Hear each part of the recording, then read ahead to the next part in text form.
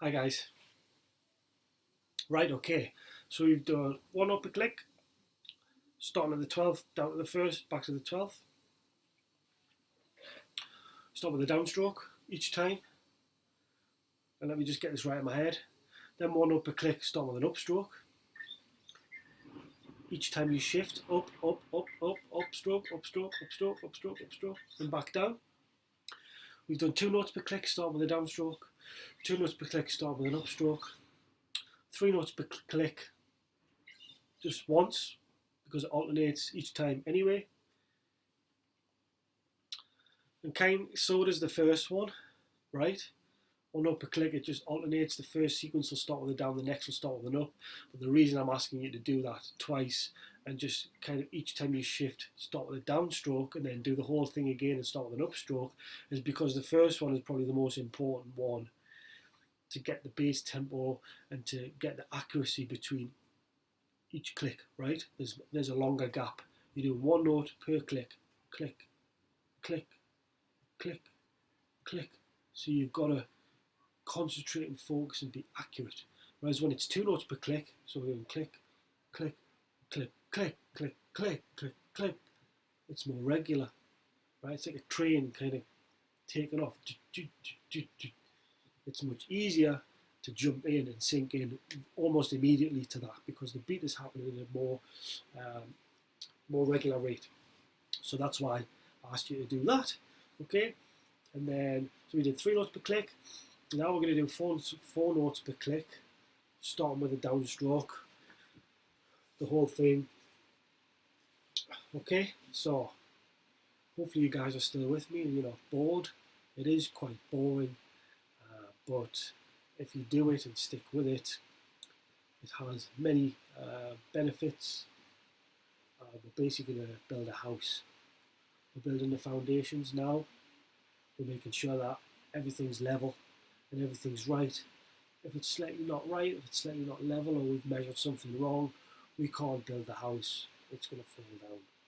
That is basically the thought process behind it. Okay, we're laying the foundations, which applies to beginners, intermediate, and even advanced players. I had a guy come to me for guitar lessons, and he'd been playing for 25 years, so he'd been playing for a bit longer than me. He came specifically to learn Indian music and rhythms. And when he played, he came in and I asked him to play, as I do with everybody. And he just played the most amazing music. Beautiful chord melody stuff, and it was just like, wow. Okay. But as I got to chat to him, he just played at home. He never used a metronome. He never played with any other musicians before. And this basic exercise, right? This. Oh,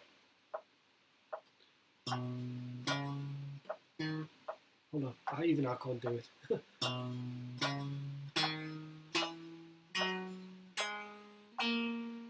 You couldn't do it. He was kind of all over the place like this.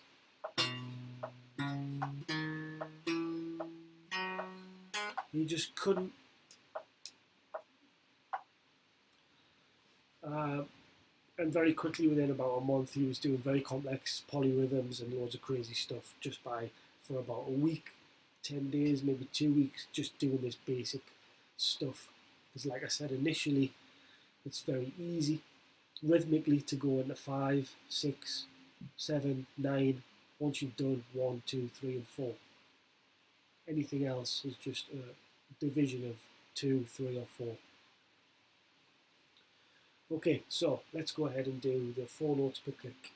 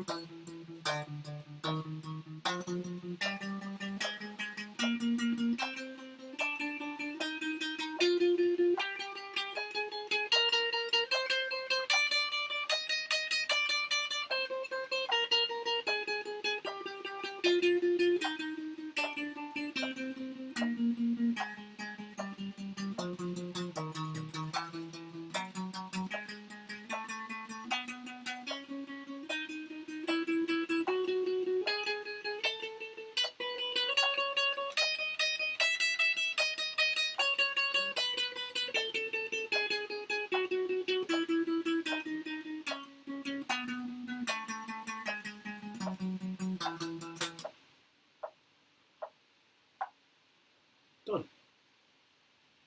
Okay, so we've gone. Now if we go back to 1 note per click,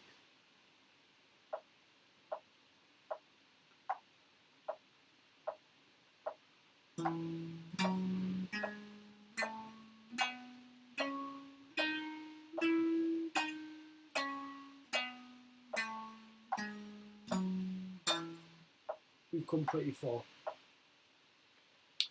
What I would say is practice immediately after, or you might want to just relieve the tension just for a couple of seconds and just kind of shake your hands off a bit. Straight away, 4 notes per click, starting with an upstroke, the whole thing. Okay? For those of you who have a bit more strength and a bit more stamina, as soon as you've done that, go back to 3, then go back to 2, start with a down, 2 starting with an up, then go back to 1. So we stop. It's a bit like we're starting at the 12th fret and we're moving down and we're coming back. So we're coming back to the starting point all of the time. We're not just going up and then stopping at the end. We're also coming back down. Okay, and that goes for everything here. We're starting here, we're ascending and we're descending and going down. There's always a completion to each exercise or each part of each exercise. Okay, there's a start point and an end point, which is the same point. Okay, it covers all the fretboard. It stretches your picking hand out gradually, and then reduces the tension. It has a lot of benefits to doing it. Okay, so what I'd say to you guys is, if anybody can do it, the whole thing without stopping at all, and then from 1 note to 2 notes to 3 notes to 4 notes, back to 3, back to 2, then back to 1, the whole sequence. And what I'd like to say, if anybody has got this far, okay, and is listening to this, we want to hold everybody accountable. So everybody's got a webcam or an iPhone or whatever, record yourself playing the whole thing. Or each exercise individually, stop, have a break, then do the next one, stop, have a break, then do the next one. Once you feel ready, attempt the whole thing without stopping. And once you have done that, do the whole thing from 1 to 2 to 3 to 4 to 3 to 2, back to 1. The whole sequence, okay, without stopping. And you'll see how we've come from you know, very simple kind of like,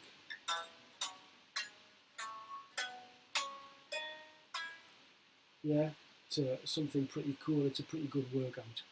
Okay, it might not mean anything in musical terms, but in terms of technical and finger coordination, left and right hand coordination, rhythm, time, feel, muscle memory, and uh, training your subconscious, if you like. That's basically what we're doing here. A bit like the Karate Kid, the wax on, wax off thing. So that's it for now. I'm going to do one more video, which is going to show some of you guys who are up for doing it. And don't rush. Don't just rush to the next. It's important to have some repetition and do this for about a week. It takes about 30-40 minutes, I would say, a day. If you can do it twice a day for a week, even better. But do it consistently for 7 days, or 10 days, or 14 days. If you're struggling with it a bit, start a lot slower and build it up and build it up. We're not going to do this forever. We're going to do it for a short space of time, master it, and we're going to move on to something else. You can always revisit it if you just want to practice it, just for something to practice, but we're going to keep building on it. Right, we've done the foundations, we're going to build the house, we're going to start to build up and up and up and up, just a little bit at a time, just one brick at a time, but each brick has to be laid correctly, straight, with the right amount of cement or whatever it's called, otherwise it's going to stand out a mile when the house is finished. Okay, so see you in the next video.